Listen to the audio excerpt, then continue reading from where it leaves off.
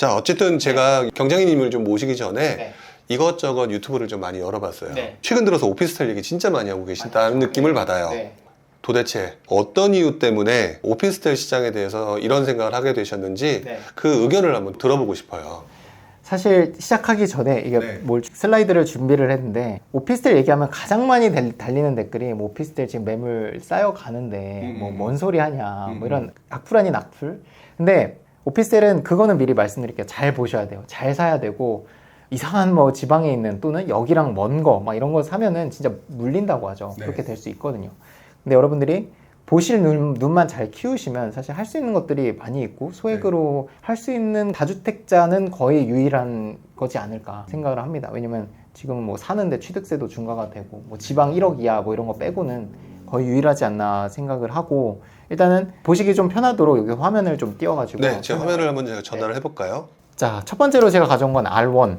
그러니까 오피스텔 가격이 거의 유일하게 나와 있는 사이트, 여기가 부동산원에서 네. 운영하는 사이트고 공신할 수 있는 하나의 사이트라고 보시면 되고 오피스텔 네. 전세 가격 지수를 띄워놨는데요. 네. 오피스텔이 지금처럼 이제 좀 분위기가 확실히 투자자들이 많이 들어왔다고 느낀 게 네. 매매가랑 전세가 갭이 벌어지고 있거든요. 여기에는 전세만 나와 있는데 그러니까 제가 말씀드리고 싶은 건 투자자들이 안 들어오더라도 전세가가 꾸준히 오르면 그 전세가 그러니까 제가 과거에 2018년도부터 오피스텔 투자를 했는데 그때는 모양새가 전세가 올라가면서 매매가를 약간 밀어 올리는 추세였어요. 근데 요즘은 이게 벌어지더라고요. 투자자들이 들어오니까. 네. 왜냐면 매매라는 거는 투자 플러스 실거주도 할 수 있는 거니까 네. 그게 같이 합쳐진 거고 전세는 온전히 집을 빌리는 비용이잖아요. 일단은 여러분들이 생각하시는 뭐 전세가가 뭐 폭락이 된다 이런 건 약간 편견이라고 말씀을 드리고 싶고 물론 그런 단지도 있겠죠. 근데 그런 단지를 안 사면 되는 거 아닙니까? 네네. 우리 내가 보는 눈이 있고. 그래서 그것들을 오늘 좀 알려드리려고 일단 여기서 표현하고 싶은 건 전세가가 꾸준히 올라간다는 거예요. 이 오피스텔이라는 것도 전세가라는 것도 소비자 가격 물가 지수를 같이 하기 때문에 이게 뭐 갑자기 폭락이 되거나 이런 거는 정말 여러분들이 편견을 갖고 있는 거고 내가 제대로만 사면 꾸준히 오르고 결국 다주택자들이 집을 안 팔고 네. 각 세금만 내고 있는 게 아니잖아요. 전세가를 또 올려 받으시고 뭐 네. 월세를 받으면 월세를 받을 수도 있는 거고 그래서 이 슬라이드에서는 그거를 좀 말씀드리고 싶었고 네. 그리고 오피스텔이라는 게 꾸준히 올라가고 있다. 이거는 매매 가격 지수 또 마찬가지예요. 지금 2020년도 이거를 기간을 좀 늘리시면 뭐 2008년도부터 제가 나오는 걸로 아는데 네네. 꾸준히 계속 올라가고 있습니다. 2년밖에 안 보이긴 하지만 네. 과거에도 쭉 올라왔었고 지금도 이제 쭉 올라는 가고 있는 거죠. 그러니까 이게 전년도 대비해서 102%이기 때문에 네. 올라가는 추세가 지금 더 가파라지고 조금 지금은 완만해졌는데 네. 여러분들이 생각하는 것처럼 이렇게 폭락되는 그런 건 없다. 적어도 유지 또는 약간 상승하는 정도는 가고 있다고 이제 서울 경기의 평균이긴 하지만 네네. 근데 추세를 보면 경기가 좀 더 빠르게 올라가는 추세고요. 근데 경기가 좀 올라가고 있다. 오히려, 예. 서울이 아니라 그거는 이제 약간은 그게 있는 것 같아요. 경기에는 서울보다는 오피스텔 과거에 좀 덜 오르는 것도 있어. 아, 덜 올랐기 때문에 네. 오히려 사람들이 좀 더 몰리는 경우도 있겠네요. 그쵸. 그러니까 이제 이렇게 오른다는 게 뭐 무조건 경기를 해야 되냐 그건 아니고 이미 투자자 입장에서는 많이 올랐기 때문에 약간 네. 또 리스크가 있을 수 있다는 건 미리 좀 말씀을 드리고 싶고 세 번째 말씀드리고 싶은 건 결국 이제 오피스텔 제가 말씀드리는 원룸 오피스텔은 네. 특히나 1인 가구가 대부분이거든요. 당연히 원룸이니까 한 명, 두 명 살기도 어렵죠. 근데 그런 원룸 오피스텔의 주 수요층 자체가 네. 굉장히 커지고 있다는 걸 좀 말씀을 드리는 거예요. 예전에 여러분들이 생각하시면 뭐 인구가 빠지면서 뭐 오피스텔 공실 나는 거 아니야. 절대 아니고 왜냐면 그러니까 인구 수는 줄고 있는데 5인 가구가 1인 세대를 구성했던 게 분산이 되면서 1인 가구 뭐 5개, 1인 가구 뭐 3개, 2인 가구 2개 뭐 이렇게 분산이 되고 있다고 해야 되나요? 네. 그렇게 되고 있는 걸 보면 1인 가구가 많아진다라고 하면 결국 오피스텔에 대한 수요도 늘 거고 그리고 이건 이제 1인 가구가 어떤 주거 환경을 이제 선호하시는지 건데 이제 다세대 주택이 지금 여기에는 20대, 30대가 좀 크다고 표현이 돼 있거든요. 이게 뭐 5평에서 10평이 주로 이제 제가 생각하는 원룸 오피스텔 평수니까 네. 여기를 기준으로 5평에서 10평 정도를 보면 결국 전체로 보면 이제 두 번째이긴 하지만 여성분들이나 이런 분들은 또 보안에 대한 우려나 보안 시설 그리고 경비원 이게 있어야 되는데 빌라나 다세대 주택이 빌라인데 빌라는 그런 게 잘 없잖아요. 그러니까 있어도 뭐 한 1층에 도어락이라고 하나 그 비밀번호 치는 그 정도만 구비가 돼 있지 뭐 경비원이 상주하고 이런 거는 없단 말이죠. 근데 오피스텔은 좀 대단지 오피스텔을 가면 그 경비원이 상주하고 있고 물론 네. 관리비는 더 나올 거예요. 근데 관리비를 더 내더라도 사실 안전이랑 관련된 거는 돈을 낼 의지가 있으신 분들도 많으니까 그런 관점에서 또 설명을 드리는 거고 그리고 지금 오피스텔이 뭐 공급이 많이 된다라고 하는데 이게 지금 왼쪽이 전국 오피스텔 분양 물량이고 네. 입주 물량 추이입니다. 뭐 여러 요소가 있겠죠. 최근에 뭐 건자재 값이 올라간 영향도 있겠지만 분양되는 물량 자체가 굉장히 줄고 있습니다. 그러니까 앞서서 본 거는 이제 수요가 느는 측면이고 요거는 공급이 줄고 있는데 공급이 줄고 수요가 늘고 있는데 가격이 떨어지진 않을 거란 말이죠. 그런 네. 생각이 들어요, 저는. 어쨌든 오피스텔이라는 것도 이제 수익형 부동산이기 때문에 월세를 환산해서 매매가에 반영이 되잖아요. 근데 그 수익률 자체가 예전에 이제 6.19에서 쭉 내려왔었어요. 2020년도까지. 왜냐면 매매가는 올라가는데 월세는 그대로니까 네네. 수익률이 떨어지죠. 근데 2021년도를 기점으로 이게 멈췄거든요. 네. 그러니까 이게 멈추고 나서 또 떨어질지 뭐 올라갈지는 뭐 여러분들의 몫이지만 지금 어쨌든 매매가는 이렇게 올라가고 있고 지금 2022년도에 최근 나오는 게 월세가 올라간다는 얘기가 지금 나오고 있으니까 오히려 이게 올라갈 수도 있겠다. 그쵸. 그러면 또 사람들이 관심을 보일 수도 있겠네요. 맞죠. 월세도 올라가고 지금 매매가도 계속 올라가고 따라서 올라가고 있고 이게 네네.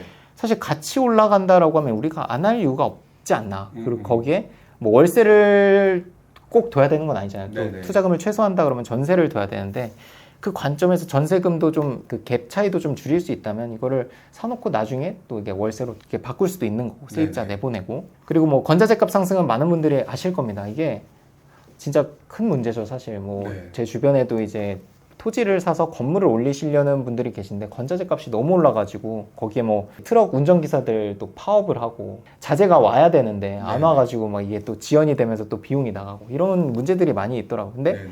오피스텔도 어쨌든 그거를 건자재가 아닌 걸로 지은 건 아니잖아요. 그러니까 네. 건자재로 지었다는 말인데 그 값이 올라갔고 그리고 기존에 있는 지어야 되는 것도 계속 딜레이가 되고 있다면 아파트뿐만 아니라 오피스텔도 결국 이걸로 지은 건데 기존에 네. 있는 것들도 그게 반영이 되지 않을까 그렇게 저는 예상을 하고 있고 뭐 실분양가 상승 뭐 이거는 아파트겠지만 그래도 네네. 건자재라는 건 오피스텔에도 들어가는 거니까 요약을 해드리자면 결국은 이제 공급은 줄고 있고 수요는 올라가고 있고 수익률 자체가 떨어지고 있는 것도 멈췄고 전세가도 올라가고 매매가도 올라가는데 우리가 거기에 이제 투자금도 최소화할 수 있다면 이거를 안 할 이유는 없지 않을까 싶습니다. 그런 사람들이 늘어날 수도 있겠다. 네. 그런 걸 생각하시고 지금 오피스텔 투자와 관련된 얘기를 하시는 거겠네요. 물론 그 중에 옥석을 가리는 게 더 중요할 관건이긴 것이고. 합니다. 왜냐면 네. 오피스텔이라는 게 그거는 말씀드리고 싶어요. 아파트는 정말 같이 움직이고 웬만한 아파트는 다 사람들이 선호를 하잖아요. 네네. 그리고 아파트라는 것 자체가 대부분의 사람들이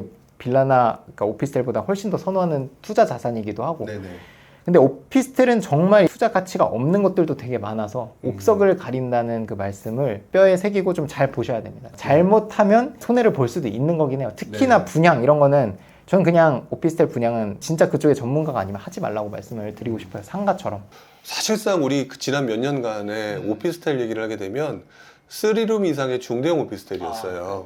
근데 지금 말씀하신 내용을 들어보게 되면 아까 뭐 그 1인 가구라든지 그러면 앞으로 이 그 오피스텔에 대한 인기 분위기의 움직임이 네. 투룸이야 주로 이제 원룸을 기준으로 해서 이쪽으로 조금 더 많이 사람들의 관심을 보일 거다라고 지금 보시는 건가요? 네. 제가 보는 게 사실 뭐 대단한 뭐 요법이나 이런 건 없습니다. 그리고 제 주변에도 진짜 돈을 부동산으로 진짜 많이 버신 분은 그런 거 없이 진짜 그냥 이게 싸 보이면 투자를 하시거든요. 그러니까 저도 그러니까 원룸 오피스텔은 비슷한 개념인 것 같은데 다 올랐는데 지금 안 오른 게 없잖아요. 뭐 아파트, 빌라 다 올랐는데 원룸 오피스텔은 안 올랐거든. 네. 아예 안 오른 게 아니라 덜 올랐다는 느낌이 있어요. 그래프를 대봐도 그렇고 그래프는 여러분들이 아실이라는 사이트 가시면 이제 네. 같이 대볼 수 있거든요. 네. 안 올랐어요. 근데 이게 앞으로도 안 오를 것이냐 그걸 봤을 때 아까 앞서서 설명드린 그 5가지 요소를 봤을 때 그래도 어느 정도는 좀 올라가지 않을까. 그리고 투자금 자체가 전세를 끼고 사면 뭐 1,000만 원 이렇게밖에 안 되는데 네.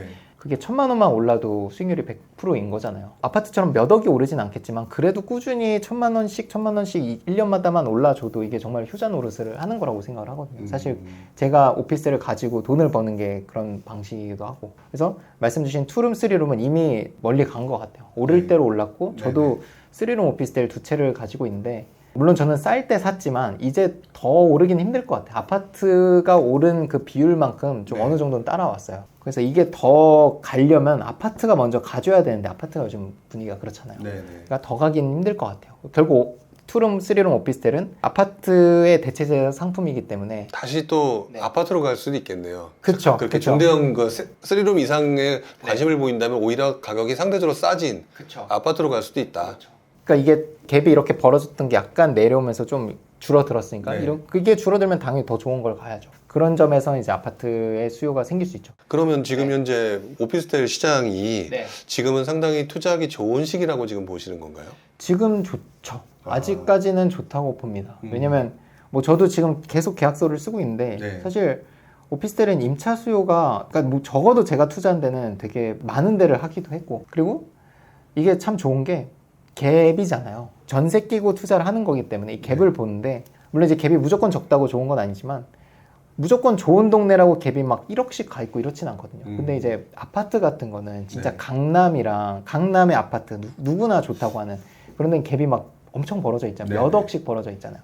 근데 오피스텔은 내가 강남을 가도 내가 어디 뭐 마포를 가도 갭을 뭐 2천만 원 이내로 할 수가 있거든요. 그렇게 할 수 있는데 지방을 갈 필요가 없는 거예요. 똑같은 갭인데 뭐하러 외곽을 가겠어요. 중심부로 와야지. 입지 관점에서. 그래서 아직까지도 덜 올랐다고 봅니다. 결론적으로. 그래서 뭐 서울 아파트 뭐 지금은 약간 주춤하고 있기는 한데 네. 이게 뭐 하락기라고 생각하진 않아요. 지금 워낙 거래가 없고 급매로 나온 것만 거래가 되는 게 이게 하락기냐. 거래가 많이 이루어지면서 그게 다 떨어지고 있어야 그게 하락기지 라고 생각을 하는데 뭐 그런 것도 아닌 것 같고 네. 근데 오피스텔은 아직 안 올랐고 아까 말씀드린 요소들 뭐 수요나 공급 측면에서도 떨어질 요소는 없어 보이고 그래서 저는 지금도 열심히 사서 모으고 있습니다. 근데 이게 무조건 제가 상승론자라고 생각할 수도 있는데 이 상승론자가 얘기하는 주장하는 이게 폭등 이런 거는 사실 그런 거잖아요. 몇 억씩 오르고. 근데 저는 뭐 1년에 뭐 2년에 1,000만 원 오르는 건 사실 어떻게 보면 자산이 그렇게 올라가는 건 유동성 측면에서도 그렇고 너무 자연스러운 거라고 생각을 하고 네. 저는 이제 투자금 자체가 적게 들어갔기 때문에 그렇게만 올라줘도 수익률 측면에서도 괜찮고 이제 나중에 좀 여유가 되면 그걸 월세로 좀 바꿀 의향은 있습니다. 대출을 받아가지고. 네.